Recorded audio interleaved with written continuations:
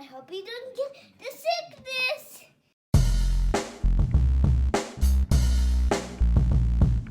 My boy Kurt is a stay-at-home dad, watching Disney movies he never had. His daughter digs through all the VHS, crushing the classics in a princess dress. Informed like Scuttle, Kurt's got your ticket, making it real like Jiminy Cricket.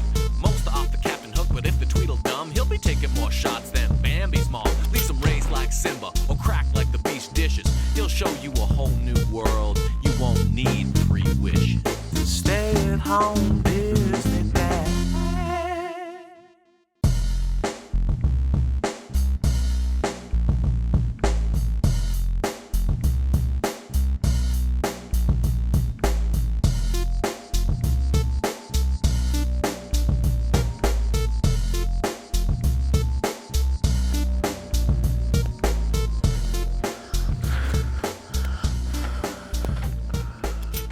Oh, that's Halloween. It's boo to you, more like boo to us all, because these characters are mean people who only care about themselves and no lessons are ever learned. Let's see how the sociopaths from the 100 Acre Woods handle Halloween. I'm guessing, I'm sorry, Eeyore, I ate all the Halloween candy in a gluttonous rage and didn't share with anyone else. That's fine. Living is a chore. Ad for The Little Mermaid. Ad for Disney's Learning Series with Pooh. Honestly, how can you say shit like that and expect kids not to snicker and get distracted? We have math with Pooh. Come on, ad for 4 more Pooh VHS videos. I love how the 5 clips they chose for each tape is the best clip they had, but it still doesn't make you want to watch any of them. One is Beaver saying, "You got yourself a deal." Whoa! I'll take 2.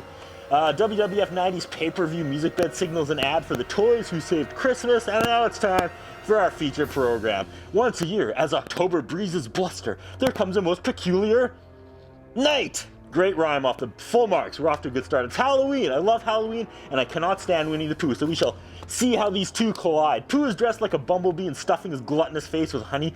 Tigger tackles him, and Tigger's wearing a skin-tight skeleton bodysuit. That's funny for some reason. Eeyore is dressed like a mummy, and Beaver is dressed like Eeyore, and Eeyore doesn't get the fact that he's being lampooned by Beaver, which takes all the fun out of being lampooned, you know. Okay, it's Halloween afternoon, and they want to start trick-or-treating, but Piglet isn't there. We find Piglet giving himself a pep talk into the mirror back at his house. He's built a giant murderous robot thing with the thought that if this killing machine staring him down inside his own house doesn't scare him, then his friends' costumes won't scare him either. I mean, you cannot poke holes in that logic. Piglet sings a song about not being afraid. You know when you see those awesome behind-the-scenes footage of like voice actors in the voice booth, like waving their arms and their jaws and eyebrows are going insane as they lay down their tracks? I imagine the Pooh voiceover people like checking their watches and reading a magazine as they slow talk their lines. Okay, Piglet's friends show up and they leave together to trick or treat. There's a storm coming. Pooh's like, "Do you think my costume will get me lots of honey?" And Pooh has a toilet plunger on his butt. That's supposed to be his costume stinger because he's a bee. That's good. I'll give him marks for that. But instead of trick or treating, Pooh immediately climbs a tree, tries to steal some honey from a beehive, but the bees attack, and we cut to poor Rabbit minding his own business, arranging his pumpkins in his pumpkin patch just right for Halloween, when we see Pooh and Tigger charging towards his property being chased by bees, and you know what's gonna happen. Pooh up Rabbit's days and days and days of hard work, and that's just the price you pay for being associated with these assholes. Oh well, nice to see you, Rabbit. We're gonna go trick-or-treating. Bye, have fun cleaning up. This is what I'm talking about all the time, constantly. Tigger stands on a rock in the lightning and it looks like he's summoning the devil. "Great A.A. Milne, here is your blood sacrifice in exchange for more scripts." It's Halloween night and Piglet is scared and he boards up his doors and windows, and the rest of the gang show up at the door, but Piglet won't open it because it might not be them. Okay, right here we have an opportunity to do something. But of course, we don't. Pooh just opens the door and they come inside.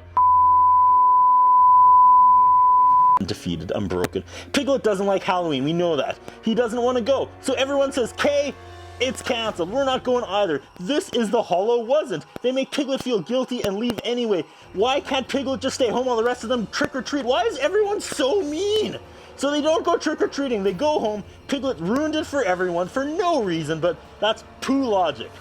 Tigger sings a song about wearing a costume. At one point he's surrounded by Oogie Boogies, and then his door opens and Pooh and Eeyore have sheets over their heads like the Ku Klux Klan, and Tigger craps his pants, but then they head back to Piglet's place in costume, so Piglet is terrified. They knock on the door, and although it's been nailed shut, they just open it anyway. What is happening?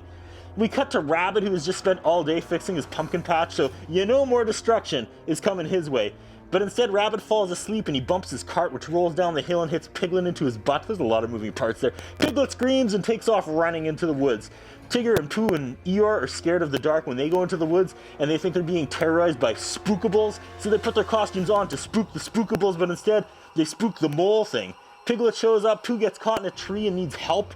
Piglet is scared of the tree that has Pooh, but in a brave moment, he goes inside and gets inside that robot thing and makes it march to the woods to help Pooh, but not before it tramples Rabbit's pumpkin patch a second time. This guy right here, he should put all their heads on stakes in his garden and no one would blame him or convict him. Piglet's bravery saved Pooh from a tree branch that snagged his shirt, and Piglet is being praised like a hero, like he just saved the entire nation. Pooh says of all the Halloweens he can remember, and he can't, this one was the best. Piglet decides he wants to go as Pooh for the Hallow-wasn't. And we mercy kill this one at 22 minutes. This must have been like a made-for-TV special or something. I don't know. I can't. What do you want me to do with this? How do you want me to end this? There's no profound way. Just like Pooh, there's no lessons ever learned. It just ends. That's what I think about. What do you think? What we have is a concern about Curtis Anderson. His interviewing style is not the best. His personal appearance is not the best. I was wondering if the man has some kind of a hold over the channel that he's allowed to be employed for so long with the standards of journalism